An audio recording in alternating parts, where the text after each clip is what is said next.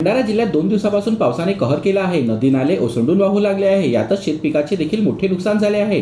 अनेकांच्या घरात पाणी शिरल्याने जीवनावश्यक वस्तूंचे मोठे नुकसान झाले। तर तुमशेर शहरातील इंदिरानगर येथे राहत असलेल्या प्रभाकर उपाध्याय यांच्या घर पावसामुळे कोसळला।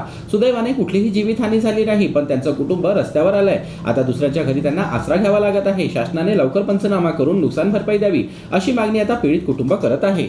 नाव प्रशांत प्रभाकर उपाध्याय। मी सध्या हल्ली इथे मी कमी 45 वर्षापर्यंत राहिलो आहो इथे मी। त्यानंतर हे आता मधामध्ये थोडंसं पाणी वगैरे आलं तर तेव्हा माझ्या घर थोडा पडला आहे इथं। तर मी आता किरायच्या खोलीमध्ये राहत आहे। माझा परिवार आहे, आई बाबा आहे, माझ्यासोबत माझी मुलं आहे। तर मला प्रशासनाकडून थोडासा याच्याकडून काही ना काही मला मदत मिळावी अशी माझी अपेक्षा आहे।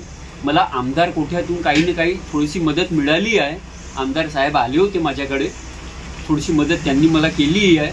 मी पाहतो माझ्या काही घरकुल वगैरेचं काही जमून जाय तर मी थोडा बहुत काही अपेक्षा ठेवून राहिलो प्रशासनाकडून।